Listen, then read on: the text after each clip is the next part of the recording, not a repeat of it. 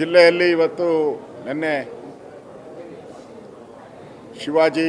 ಛತ್ರಪತಿ ಶಿವಾಜಿ ಮಹಾರಾಜರ ಮೆರವಣಿಗೆ ನಡೀತಾ ಇತ್ತು. ಆ ಮೆರವಣಿಗೆ ಮೇಲೆ ಮುಸ್ಲಿಂ ಮತಾಂಧರು ಕಲ್ಲು ತೂರಾಟ ಮಾಡಿ ಶಿವಾಜಿ ಪ್ರತಿಮೆಗೆ, ಆ ಕಟೌಟ್ಗೆ ಅವಮಾನ ಮಾಡಿರ್ತಕ್ಕಂಥ ಘಟನೆ ಇಡೀ ರಾಜ್ಯದಲ್ಲಿ ಉದ್ವಿಗ್ನಗೊಂಡಿದೆ.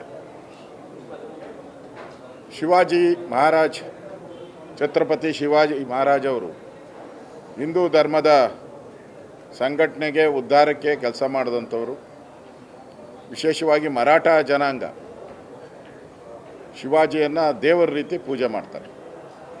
ಆದರೆ ಶಿವಾಜಿ ಇಡೀ ಹಿಂದೂ ಸಮುದಾಯಕ್ಕೆ ಒಂದು ಸಂಕೇತ.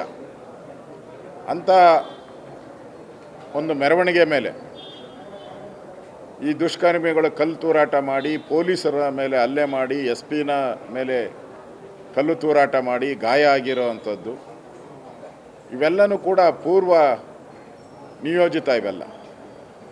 ಇದೇನು ಮೊದಲಲ್ಲ. ಗಣೇಶ ಮೆರವಣಿಗೆ ಮೇಲೂ ಮಂಡ್ಯದಲ್ಲಿ ಕಲ್ಲು ತೂರಾಟ ಮಾಡಿದ್ರು. ಹನುಮ ಮಾಲಾಧಾರಿಗಳ ಮೇಲೂ ಕಲ್ಲು ತೂರಾಟ ಮಾಡಿದ್ದಾರೆ. ಶ್ರೀರಾಮನ ಕಟೌಟ್ರನ್ನು ಕೂಡ ಹರಿದು ಹಲ್ಲೆ ಮಾಡಿರ್ತಕ್ಕಂಥ ಘಟನೆ ಇದೆ. ಈ ಥರ ಕರ್ನಾಟಕದಲ್ಲಿ ಕಾಂಗ್ರೆಸ್ ಸರ್ಕಾರ ಬಂದ ಮೇಲೆ ಈ ಮುಸ್ಲಿಂ ಭಯೋತ್ಪಾದಕರಿಗೆ, ಮುಸ್ಲಿಂ ಮೂಲಭೂತವಾದಿಗಳಿಗೆ ಹಬ್ಬ ಆಗ್ಬಿಟ್ಟಿದೆ. ಯಾಕಂದರೆ ಕಾಂಗ್ರೆಸ್ ಅವರು ಹೇಳಿದ್ದಾರೆ, ಯಾವುದೇ ಮುಸ್ಲಿಮರ ಮೇಲೆ ಕೇಸ್ ಹಾಕಬೇಡಿ, ಅವರೆಲ್ಲ ನಮ್ಮ ಬಂಧುಗಳು. ಕುಕ್ಕರ್ ಬ್ಲಾಸ್ಟ್ ಮಾಡಿದಂಥ ಮುಸ್ಲಿಂ ಏನಿದ್ದಾನೆ ಅವನು ನಮ್ಮ ಬಂಧು. ವಿಧಾನಸೌಧದಲ್ಲಿ ಪಾಕಿಸ್ತಾನ ಜಿಂದಾಬಾದ್ ಅಂತ ಹೇಳಿದವರು ಕೂಡ ನಮ್ಮ ಬಂಧುಗಳು. ಅದಕ್ಕೆ ಅವ್ರ ಮೇಲೆ ಕ್ರಮ ತೆಗೆದುಕೊಳ್ಳಿ ಅಂತ ಬೇಡ ಅಂತ ಹೇಳಿರೋದಕ್ಕೋಸ್ಕರ ಇಡೀ ರಾಜ್ಯದಲ್ಲಿ ಇವತ್ತು ಯಾವುದೇ ಹಿಂದೂ ಹಬ್ಬ ಇರಲಿ, ಈ ಥರದ ಒಂದು ಘಟನೆ ನಡೀತಾ ಇದೆ. ಇವತ್ತು ಈ ಚಳುವಳಿ ಎಲ್ಲಿಗೆ ಹಬ್ಬುತ್ತೋ ಗೊತ್ತಿಲ್ಲ. ಇದು ಬಾಗಲಕೋಟೆಯಿಂದ ಬೆಳಗಾವಿಗೂ ಹಬ್ಬೋದು, ಕಲಬುರಗಿಗೂ ಹಬ್ಬೋದು, ಬೆಂಗಳೂರಿಗೂ ಹಬ್ಬೋದು. ಶಿವಾಜಿ ಆ್ಯಕ್ಚುಲಿ ಕರ್ನಾಟಕದವರು. ಅವ್ರ ತಂದೆ ಇದೆ ಗವಿಗಂಗಾಧರೇಶ್ವರ ಇದೆಯಲ್ಲ, ದೇವಸ್ಥಾನ ಕಟ್ಟಿದವರು ಅವರೇ. ಅವ್ರ ಪೂರ್ವಜರು, ಅವ್ರ ತಂದೆ ಇಲ್ಲೇ ಇದ್ದಿದ್ದು, ಸಾಮಂತರಾಗಿ ಇಲ್ಲೇ ಇದ್ದಿದ್ದವರು. ಒಂದು ರೀತಿ ಕರ್ನಾಟಕದವರು ಶಿವಾಜಿ. ಅಂಥ ಶಿವಾಜಿ ಮೇಲೆ, ಅವ್ರ ಮೆರವಣಿಗೆ ಮೇಲೆ ಹಲ್ಲೆ ಮಾಡಿರ್ತಕ್ಕಂಥದ್ದು ಇದು ನೇರ ಹೊಣೆಯನ್ನು ಕಾಂಗ್ರೆಸ್ ಅವರು ಹೊರಬೇಕು. ಇವ್ರ ಕಿತಾಪತಿ ಇಲ್ದಿರ ಇಷ್ಟೆಲ್ಲ ಆಗ್ತಾನೆ ಇರಲಿಲ್ಲ. ಇವ್ರ ಕಿತಾಪತಿಯಿಂದನೇ ಇಷ್ಟೆಲ್ಲ ಘಟನೆ ಆಗಿರೋದು.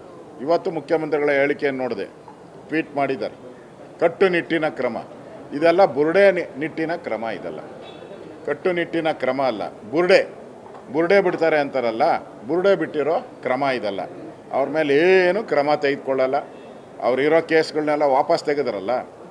ಹಿಂದೆ ಹಾಸನದಲ್ಲಿದ್ದಂಥ, ಮೈಸೂರಲ್ಲಿದ್ದಂಥ ಕೇಸ್ಗಳೇನಿತ್ತು, ಈ ಥರ ಕಲ್ಲು ತೂರಾಟ ಮಾಡೋದಂಥದ್ದು ಎಲ್ಲನೂ ವಾಪಸ್ ತೆಗೆದಿದ್ದೀರಾ. ಇದು ಸಾಂಕೇತಿಕವಾಗಿ ಆಗ್ತೀರಾ, 3 ದಿನ ಬಿಟ್ಟ ಮೇಲೆ ವಾಪಸ್ ತೆಗಿತೀರಾ. ಅದು ಅವ್ರಿಗೆ ಚೆಂದಾಗಿ ಗೊತ್ತಿದೆ. ಅದರಿಂದ ಅವ್ರು ಗಲಾಟೆ ಮಾಡೇ ಮಾಡ್ತಾರೆ. ಅದರಿಂದ ಈ ಸರ್ಕಾರ ಹಿಂದೂಗಳ ದ್ವೇಷಿ ಸರ್ಕಾರ. ಇದು ಅಖಂಡ ಹಿಂದೂಗಳು, ಯಾರು ದಲಿತರಿದ್ದಾರೆ, ಯಾರು ಹಿಂದುಳಿದವರಿದ್ದಾರೆ, ಯಾರು ಮುಂದುವರೆದಿದ್ದಾರೆ, ಎಲ್ಲ ಹಿಂದೂ ಸಮುದಾಯದ ವಿರೋಧಿಗಳಿವರು. ಇವರಿಂದ ಅಲ್ಲಿ ಶಾಂತಿ ಸ್ಥಾಪನೆ ಆಗ್ತೈತೆ ಅಂತ ಏನು ಭ್ರಮೆ ಅಷ್ಟೇ. ಅದರಿಂದ ಇದ್ರ ಬಗ್ಗೆ ಇಮಿಡಿಯೇಟಾಗಿ ಸರ್ಕಾರ ಗೂಂಡಾ ಆಕ್ಟ್ ಹಾಕಬೇಕು. ಇವ್ರ ಮೇಲೆಲ್ಲ ಗೂಂಡಾ ಆಕ್ಟ್ ಹಾಕಿ 1 ವರ್ಷ ಜೈಲಲ್ಲಿ ಇಡಬೇಕು. ಆಗ ಈ ಸರ್ಕಾರ ಕರೆಕ್ಟಾಗಿ ನಡೀತಾ ಇದೆ ಅಂತಾರೆ. ಗೂಂಡಾ ಆಕ್ಟ್ ಹಾಕಿಲ್ಲ ಅಂದರೆ ಈ ಸರ್ಕಾರ ಅವ್ರ ಜೊತೆ ಶಾಮೀಲಾಗಿದೆ ಅಂತ ನೇರವಾಗಿ ನಾನು ಆಪಾದನೆಯನ್ನು ಮಾಡ್ತಾಯಿದ್ದೀನಿ. 100% ಇವರು ಅವ್ರ ಜೊತೆ ಶಾಮೀಲು. ಗೂಂಡಾ ಆಕ್ಟ್ ಹಾಕಿಲ್ಲ ಅಂದರೆ 100% ನೀವು ಅವ್ರ ಜೊತೆ ಶಾಮೀಲಾಗಿದ್ದೀರಾ. ಅವ್ರಿಗೆ ಪ್ರೋತ್ಸಾಹ ಕೊಡ್ತಾ ಇದ್ದೀರಾ. ಅವ್ರಿಗೆ ಓಟ್ಗೋಸ್ಕರ ನೀವು ಅಲ್ಪಸಂಖ್ಯಾತರನ್ನ ಓಲೈಕೆ ಮಾಡುವಂಥ ಕ್ರಮಗಳನ್ನು ಮಾಡ್ತಾ ಇದ್ದೀರಾ. ನಾನು ನೋಡಿದ್ದೀನಿ, ಮಂಡ್ಯದಲ್ಲಾದಾಗೂ ಕೂಡ ಕೇಸ್ ಹಾಕಿದ್ರಿ, ಆ ಕೇಸ್ಗಳನ್ನೆಲ್ಲ ಮುಚ್ಚಾಕ್ತಾ ಇದ್ದೀರಾ. ಅದರಿಂದ ಈ ಸರ್ಕಾರ ಒಂದು ರೀತಿ ಹಿಂದೂ ದ್ರೋಹಿ ಸರ್ಕಾರ. ಇದನ್ನು ಖಂಡಿಸ್ತೀನಿ. ಈ ಘಟನೆಯನ್ನು ಯಾರು ಶಿವಾಜಿಯನ್ನು ಪ್ರೀತಿ ಮಾಡ್ತಾರೆ ಅವರೆಲ್ಲ ದಯವಿಟ್ಟು ಶಾಂತತೆಯಿಂದ ಶಾಂತಿಯನ್ನು ಕಾಪಾಡಬೇಕು ಅಂತೇಳಿ ನಾನು ಆ ಸಮಾಜ, ಮರಾಠ ಸಮಾಜ ಇರ್ಬೋದು, ಹಿಂದೂ ಸಮಾಜ ಇರ್ಬೋದು, ಇರ್ತಕ್ಕಂಥ ಎಲ್ಲ ಜಿಲ್ಲೆಗಳಲ್ಲಿರ್ತಕ್ಕಂಥ ನೆನ್ನೆ ತಾನೇ ಶಿವಾಜಿ ಜಯಂತಿಯನ್ನು ನಾವೆಲ್ಲ ವಿಜೃಂಭಣೆಯಿಂದ ನಾವು ಮಾಡಿದ್ರಿ. ಇಲ್ಲಿ ಇಡೀ ದೇಶದಲ್ಲಿ ಶಿವಾಜಿ ಜಯಂತಿ ಆಚರಣೆ ಆಗಿದೆ. ನೆನ್ನೆ ನಾನು ಹೋಗಿದ್ದೆ ಮಲ್ಲೇಶ್ವರ ಇದಕ್ಕೆ. ಇಲ್ಲಿ ನೋಡಿದ್ರೆ ಈ ಥರ ಕಲ್ಲು ತೂರಾಟ ಮಾಡಿರೋವಂಥದ್ದು, ಹಲ್ಲೆ ಮಾಡಿರತಕ್ಕಂಥದ್ದು ಅಕ್ಷಮ್ಯ ಅಪರಾಧ. ಇವರಿಗೆ ಪಾಕಿಸ್ತಾನದ ಬೆಂಬಲ ಇದೆಯೋ, ಬಾಂಗ್ಲಾದೇಶದ ಬೆಂಬಲ ಇದೆಯೋ ಕಂಡುಹಿಡಿಬೇಕು. ಯಾಕೆಂದರೆ ನೀವು ನೋಡಿದ್ದೀರ, ಕೋಗಿಲು ಗಲಾಟೆ ಆದ ತಕ್ಷಣ ಪಾಕಿಸ್ತಾನದ ಅಂಬಾಸಿಡರ್ ಟ್ವೀಟ್ ಮಾಡಿದ್ರು. ಅಂದರೆ ಲಿಂಕ್ ಇಟ್ಕೊಂಡವ್ರೆ ಇವರೆಲ್ಲ. ಮೋಸ್ಟ್ಲಿ ಈ ಶಿವಾಜಿ ಗಲಾಟೆಗೂ ಪಾಕಿಸ್ತಾನದ ಟ್ವೀಟ್ ಮಾಡ್ತಾರೋ ಗೊತ್ತಿಲ್ಲ. ಅದರಿಂದ ಲಿಂಕ್ ಇರ್ಬೋದು ಇವರಿಗೆ.